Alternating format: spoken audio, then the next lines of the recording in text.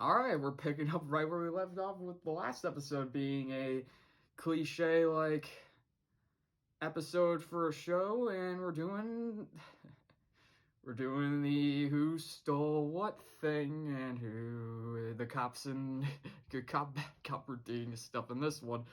So this is Amphibia, this is episode 13, a Croak and Punishment.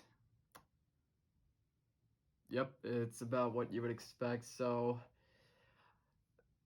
again, this is another episode where you're like, yeah, okay, they're doing this, all these cliches and parodies and stuff.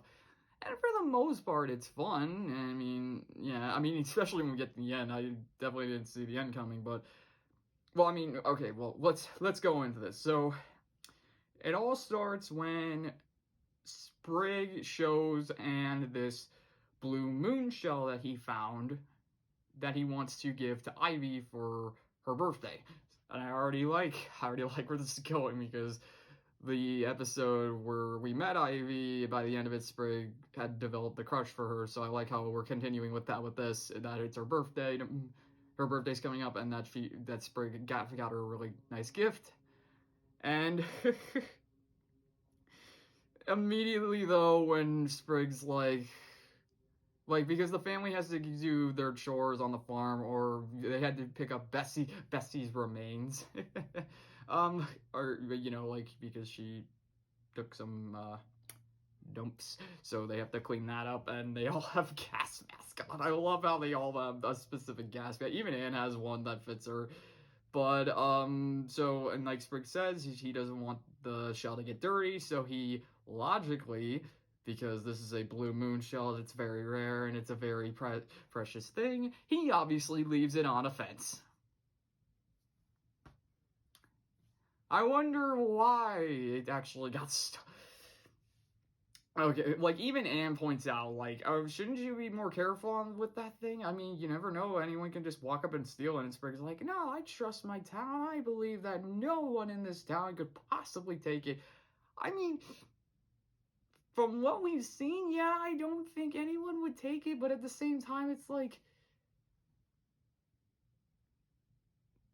come on. So, Sprig pretty much, yeah, it's what you would expect happens. Sprig freaking, they come back and Sprig sees that the shell is missing and he freaks out, and he kind of he really freaks out, actually. He's just like, oh man. And so, Anne pretty much says that she'll help him get it back, and so the only way to figure out how to get it back is by searching for clues and stuff. And I'm just gonna say it. The first clue they find, I thought it was hinting to another thing, and it doesn't. But it actually comes back in an unexpected. Okay, watch that. So their first clue is they find this red piece of string, and I thought for a second it was a hair strand. And I'm gonna come back to that because I kind of was freaking out when this went down. So Sprig and Anne, they do exactly what, because it's Croak and Punishment, they're doing cops and mysteries and stuff. So Anne shows Sprig this cop show that she likes to watch, and basically, yeah, they do the tropes, like the good cop bad cop routine, the mysteries and all that, the clues and stuff. So, and from every time I've seen a show do like the good cop routine or the good blank and the bad blank, usually the bad blank goes a little too far. And in this case, yeah, that's exactly what happens in this, because Anne is the good cop and Sprig is the bad cop. And honestly, I was like, why did you make Sprig the bad cop? I mean, I get it, because he's really he's very he wants to get the shell back, but at the same time, like, if you're gonna make the person who most likely will be angry about this the bad cop, you're pretty much already feeding into it. So yeah, it's pretty interesting with this one, because at first Sprig isn't totally a bad cop. Well, I mean, like every freaking good blank, bad blank doesn't start off as a bad blank, but then as it goes on, it becomes more and more intense. And in this case, yeah, it's like Sprig at first isn't a bad cop, but then Anne like reminds him why he's doing this and the shell and how important it is to him, and what it was gonna possibly help him. I keep saying her. I'm too much is on my mind.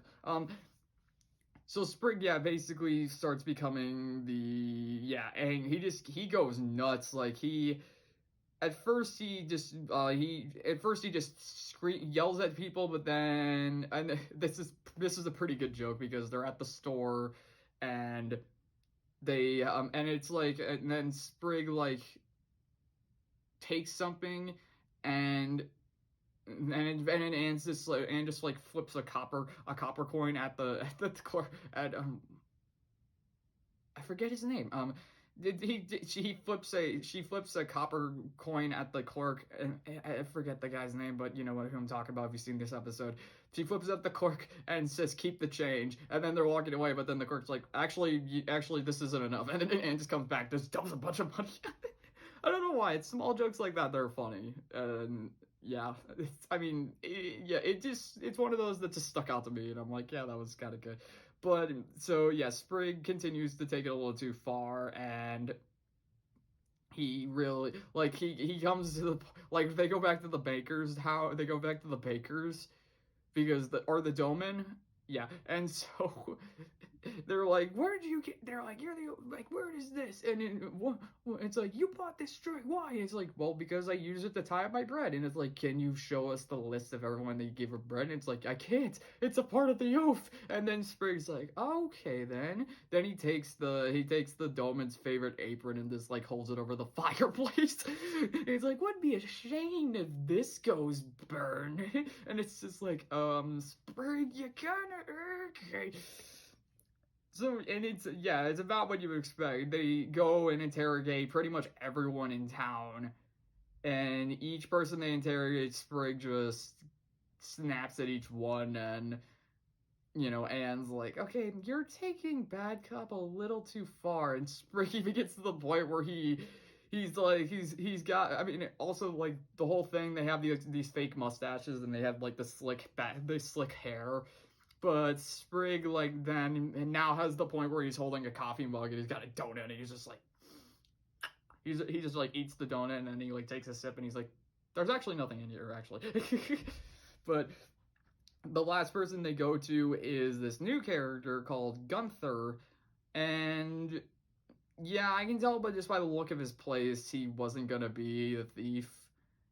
And yeah, pretty much it's like they go to the house, and because it's the last person on the list, Sprig automatically assumes that it's him, so he really is pressuring him, and he starts wrecking stuff in his house, and then we find out that Gunther is more than just a frog. He's a tusk frog, or I just like to call him the Hulk frog, because he's this small skinny frog at first, but then when he gets angry, he just turns literally into the freaking Hulk, in my opinion. And then he attacks Sprig and Anne, and they go through the town, and they're trying to seek refuge, but since Sprig interrogated everyone in town, no one wants to help. And I love freaking Sprig, and this moment between Sprig and Anne, it's like, they land on the ground, and Sprig's like, Anne, I might have taken bad cop a little too far, and Anne literally, like, not even I don't even think there was a pause in between that. It's like the second Sprig ends too far, and pretty much just says, "You think?" And I'm like, she was waiting for that, so she can just drop that, and pretty much, and the Gunther the Hulk. I'm just gonna, the Incredible Hulk, or no, the Amphibian Hulk. Yeah, that's worse. So, Gunther attacks, but Sprig is able to calm him down by apologizing and saying that he never should have hopped to conclusions.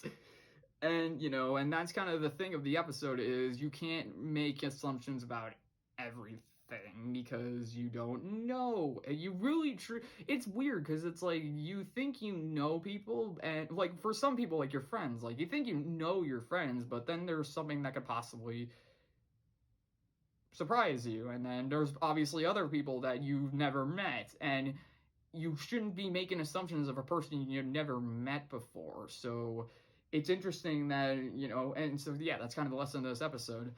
And so, Sprig pretty much apologizes and says that he never should have been doing this. He was just so mad that he lost his shell and that he thought he could trust the people in his town. But that I love this freaking twist, and because of two reasons. One, it makes sense, and two, I freaking called it. Because